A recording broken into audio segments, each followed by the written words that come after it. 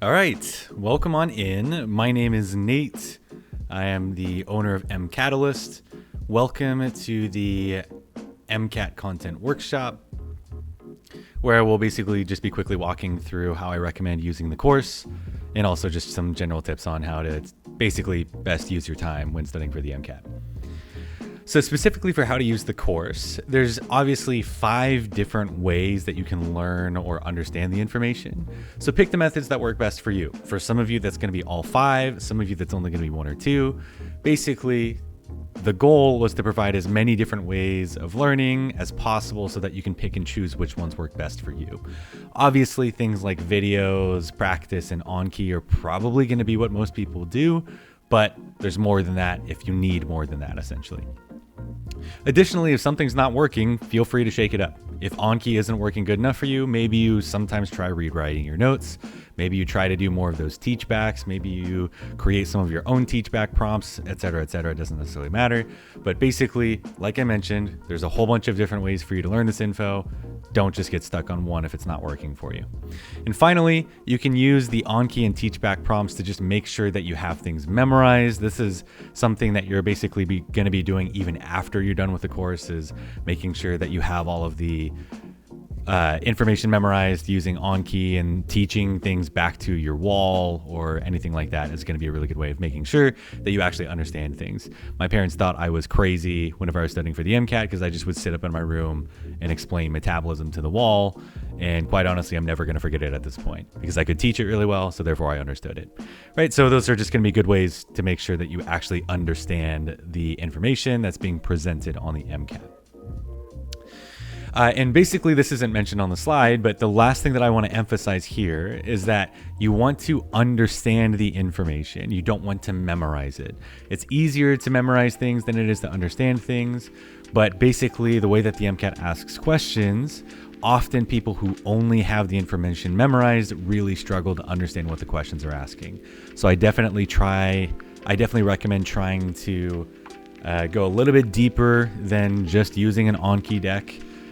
Basically just trying to reinforce that idea that it's going to be easier to recall information, to understand the weird ways that they bring up information in passages and questions on the exam, if you're aiming for an understanding rather than just regurgitating a flashcard. Try to connect different ideas to each other, like trying to connect the pH of the blood to our breathing rates and to ketoacidosis and metabolism, rather than just memorizing a card that says, this is the bicarbonate buffer system of the blood, right? Understanding topics is always going to be better than just memorizing semantic details. Now, just to kind of explain how the course is organized, each topic is basically going to have 5 different pillars that you can use all 5 if you want, but they're obviously all just here to give you the best options for whatever is going to work best for the way that you learn. I have an example over to the right. So the first is going to be the learn section. These are basically videos that we've handpicked to basically cover as many of the MCAT bases as possible. We picked videos that people really like. We picked videos that did a good job of covering everything that you need to know. And so you might see that there's a few different videos that you need to watch. Like, for example, for gene regulation, as you can see on the right side, there's 3 separate videos that I recommend watching. There's also going to be some times that you have a different option. So if it says option on the video, that basically is saying that you don't have to watch this one if you don't like this one. If you prefer this other video, you can try watching this other video. So especially for some of the a little bit more complex topics or where there's multiple good options, I've included those options so that you can pick and choose. Next is the fill the gaps. These are my hand-picked notes that I've been building for about 7 years now at this point, slowly reading through the AMC materials, just kind of paying attention to everything that's going on. That basically it's notes that explain exactly what you need to know, nothing more, nothing less. It's one of my complaints about a lot of the other resources out there is they basically just list a whole bunch of information and they don't tell you how important it is to know. So basically that's what this document was for, was basically trying to make sure that you're reeled back into what's especially important for the MCAT and not just things that you need to know. I've included a lot of information that you don't need to know because it might help you understand something, but basically this is a really good document to make sure that you're not going too far in depth for the exam, or also to make sure that maybe there's something that wasn't included in a video that you're getting all of the bases covered, if that makes sense. Next is the integrate section. This is basically where you can do practice problems to immediately check whether you or not you understood information. You could do this immediately after watching the video. You could do it maybe a day after watching the video as a review.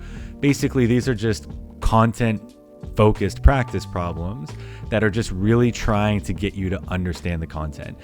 They're not necessarily AAMC style directly. Some of them will kind of be to an extent, especially in certain sections. And I'm also going to be releasing AAMC style practice problems sometime within the next month or two. A pretty big block, probably of close to 300 questions of AAMC style discrete questions for all this stuff in biology and biochemistry. But basically, these are just questions that are meant to kind of get you used to some of the tricks that the AAMC will kind of do. Like, instead of just asking for something directly, they'll say which of the following is least likely to happen. So there's a lot of that. There's a lot of Roman numeral questions. There's a lot of things that, for example, the pentose phosphate pathway happens in the mitochondrial matrix. The pentose phosphate pathway happens in the cytosol, but maybe there's an answer choice that claims that it happens in the mitochondrial matrix. That's a trick that the AAMC sometimes tries to convince you to pick. Basically, just getting used to a lot of those little content things that can make it easier for you to eliminate or pick answer choices. Then there's the memorize section. This is basically where, using the main Anki decks that we've picked out for whatever subject this is. Obviously, we're starting off with biochemistry right now, but I've picked out 2 really popular Anki decks and told you exactly what sections to review that will apply to all of this information that you're learning. There are going to be some places where the Anki decks don't overlap perfectly, just because I maybe have gone a little bit more specific in details on specific topics. So for example, there's not an Anki deck for gene regulation. So I've either made one or I've linked some other resource that is also going to be beneficial, like my app or something like that. But that will all make sense whenever you get into the memorize section. And then finally, there is the teaching section. Both the Anki decks and the teach back prompts are basically supposed to be used to ensure that you actually understand information and that you memorize it. So what's worked for a lot of my students in the past, whenever we've done things like this, is that they'll kind of consistently be using Anki in the coming days after studying information, and I'll just randomly throw teach back prompts at them, like, hey, teach this back to me, teach this back to me, so on and so forth. Basically, these last 2 sections are much more so oriented towards making sure that there's not any gaps. Not any gaps in your content knowledge. That's what Anki is really good for. And the teach back prompts are really good for making sure that you don't have any gaps in understanding. Basically, if you can teach something back to a wall, you know it, right? Just some other general tips for success. Learn using videos, notes, and practice. Memorize using Anki and teachbacks. Basically, one of the really common pitfalls that people fall into is they are just like, oh, I'm just going to do Anki practice and I'm going to get a 528. That might be true for like 2% of people, and for them, that's great. But for most people, Anki is a tool for memory, not understanding. It's going to be really hard for most people to understand all of this content, especially if you're coming to this content from a different field, you're a non-traditional student. It's going to be really hard to understand the information if you're only using Anki. That's why I've provided so many different ways to learn this information so that you understand it, and therefore all you have to do is just memorize it after that. It's significantly easier to memorize things that you understand than it is to memorize things that you don't understand. Put things in your own words. Obviously, if you can put things in your own words, you understand it. This is also a strategy for understanding the AAMC's questions better and the passages better. But in general, if you come across a card that you don't understand in an Anki deck, edit it, put it in your own words, make sure that it makes sense to you, add your own explanations, your own examples. Basically, make this content yours. It's not a my way or the highway system, just whatever works best for you, absolutely go for it. Additionally, while you're watching videos, I recommend having the fill the gap notes open. You can even make a copy and edit it if you want. Since they're directly integrated, I've given that permission that if you wanted to, you could make a copy of the notes. Obviously, the notes do belong to MCATalyst Prep LLC, but you can make a copy and edit them as your own. You just can't resell them, basically. But that's just a really good way to make sure that you understand everything that's being shown, and it's going to make it much easier for you to make sure that you're covering all the bases as they're going through the videos. Basically, I've taken the notes for you. You should only be taking notes over the things that maybe you want a further explanation of, things that felt significant in the video, yada, yada, yada, so on and so forth. Don't waste your time writing out all of the notes because we've already done that for you. You can also look through my other videos and resources that I've linked in the site. Just in the first chapter, you'll see that obviously down below this video, just to see if there's anything else that can help. I have a whole bunch of other free resources like cheat sheets that obviously they're free outside of this course, but cheat sheets. I have a web app that's really good for a lot of brute memorization stuff. I have links to a whole bunch of other free videos and resources that I didn't necessarily produce. I have an equation sheet that I highly recommend checking out, but basically, this is not just a MCAT course. I also make a whole bunch of other resources. All of those are free, right? Hoping to make the MCAT more accessible and more approachable. This course is part of that. And finally, this is also kind of going back into studying tips. The longer you go without reviewing information, the worse your memory will be. Typically, the thing that I say to kind of make this stick is the more times you go to sleep without reviewing something, the more likely you are to forget it, right? So basically, you don't necessarily have to review your entire Anki deck every day or even every week, but I recommend having a built-in schedule that you are trying to review information as often as you can.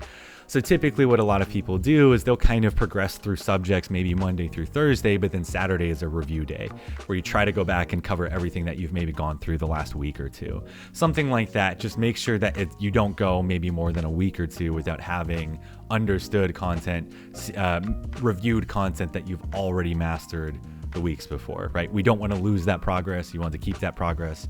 That's what Anki is good for, but that's also what other practice is really good for. I will have a little note in this section as well that basically explains like, what am I supposed to do after I finish this course, right? Or other things that you could be doing concurrently as well. But basically, just there's so much content that you kind of need to be doing things like Anki or rewriting your notes, teach backs, things of that sort, just to make sure that you're not forgetting things. So that's pretty much it. That's a introduction to the content workshop. Of course, there's going to be more subjects that are released over the coming weeks and months. I'll have a expected release schedule for things. I'm really excited about my next release, which is going to be just a lot of tips on how to get better at math and the equations. And basically what that's going to be is that's going to be designated videos for every single equation that's going to show up, and then we're going to run through practice problems of every single equation that might show up. And then additionally there's going to be like videos on like tips for like, hey, here's how to get better at scientific notation or logarithms, because hint, you actually don't need to know how to actually resolve any logarithms. I went through my entire studying for the exam never knowing what the log of 0.6 was, but I knew how to rearrange the equation so that I could basically solve a log without even knowing how to actually do logs. That will make more sense whenever we get to the actual math and equations course, but basically that's what all of this is going to be. As I start releasing courses, there's going to be some package deals so that you don't necessarily have to pay $6 for each course. Some of them are going to be a little bit varied pricing depending on how little or how much work they're going to be, but I'm excited for you guys to try it out. Contact me if you have any problems, if you have any questions, anything that you want to recommend. Check out my website, check out all the other resources that we have underneath in this tab. But good luck with your studying, and have fun.